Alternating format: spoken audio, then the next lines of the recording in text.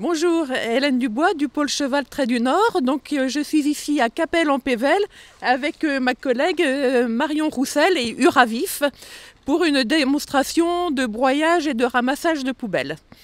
Donc Uravif, qui est là à côté de nous, est un Trait du Nord âgé de 14 ans. Il faut savoir que le Trait du Nord est une race en voie de disparition. Et donc notre rôle, à Marion et moi-même, c'est de remettre en avant cette race de chevaux de trait.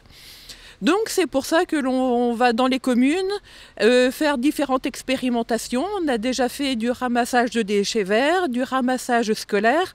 On peut prévoir aussi de l'arrosage.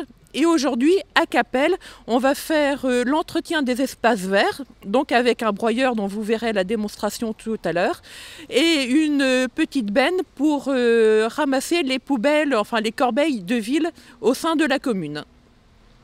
Donc Cappelle et en Pévèle fait partie de la commune Pévèle-Carambeau.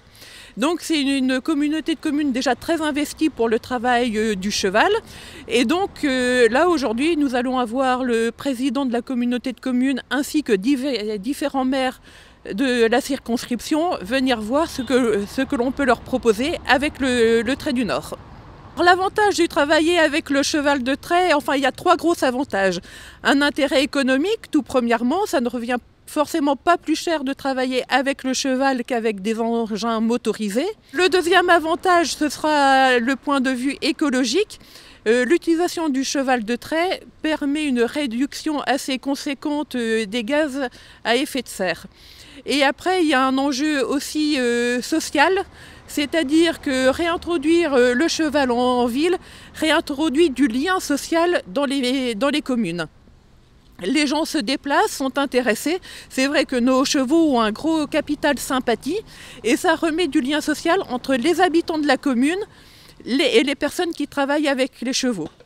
Par exemple, les rippers, qui sont donc ceux qui ramassent les poubelles, n'ont pas forcément toujours de reconnaissance vis-à-vis de la population. Et là, comme le cheval attire les gens, et ça recrée du lien entre les travailleurs et les habitants des communes.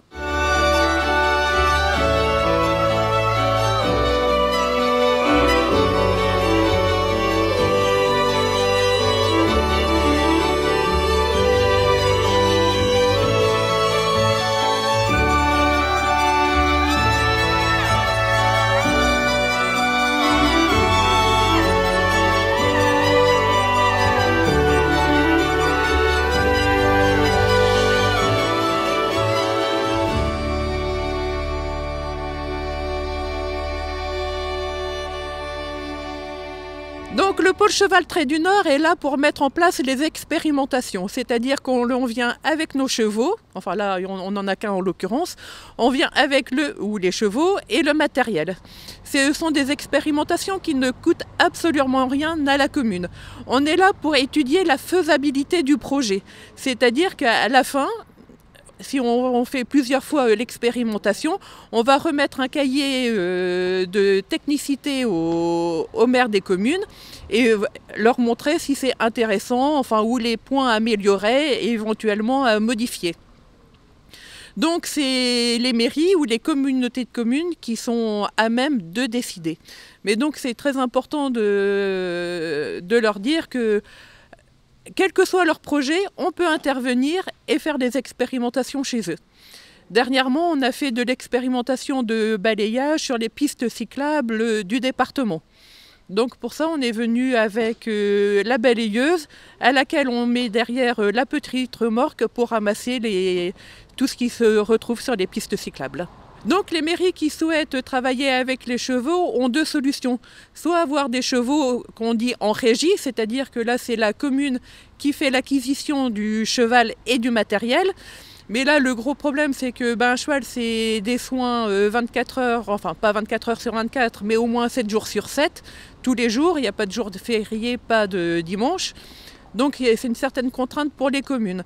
Donc la deuxième solution, et qui est certainement la plus simple pour elles, c'est faire appel à des prestataires de services. Par exemple, aujourd'hui, si la commune veut continuer le ramassage des poubelles et également le broyage des espaces verts, on va lui faire le cahier des charges et par la suite, on va lui trouver un prestataire qui va pouvoir venir intervenir. Ou alors, il y a aussi des communes qui font l'acquisition du matériel et là, il n'y a plus qu'à trouver un prestataire de service qui vient avec ses chevaux. Le matériel hippomobile, enfin, c'est quand même un matériel qui représente un certain coût.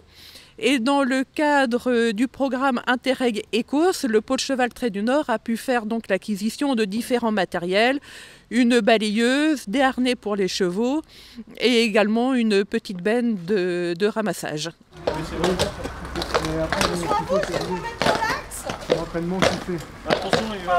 Nous sommes avec Monsieur Chocrot, maire de Capelle, qui nous a demandé de venir dans la commune faire des expérimentations pour les élus de la CCPC. Donc, Monsieur Chocrot, comment vous est venue cette idée de faire cette expérimentation et pourquoi vous avez voulu la faire ? Alors cette expérimentation, je l'ai faite et je l'ai voulu dans le cadre de ma vice-présidence à la communauté de communes Pével-Carombault, vice-président à l'environnement.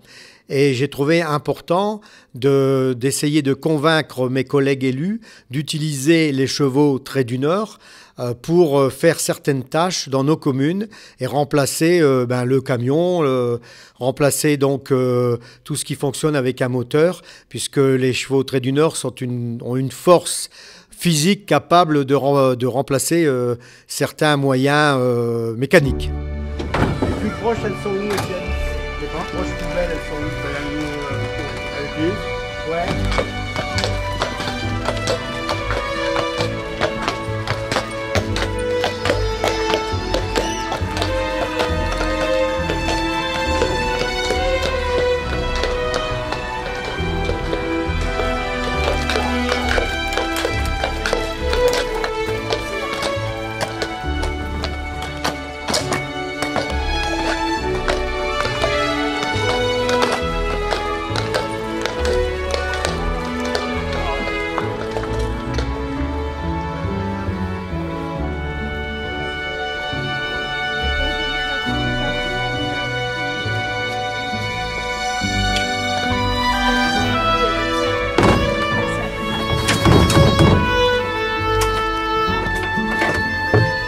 Donc aujourd'hui, nous avons fait donc du broyage d'espaces verts et le ramassage des poubelles. Quel est votre retour, vos impressions sur ces expérimentations ainsi que les sentiments de vos collègues ? Je suis satisfait parce que les collègues qui étaient présents me semblent convaincus de la possibilité d'utiliser les chevaux Trait du Nord donc pour broyer des espaces verts ou pour ramasser des poubelles en centre-ville. Et donc, je suis assez optimiste et on va travailler ici cet hiver pour essayer de lancer ça au printemps.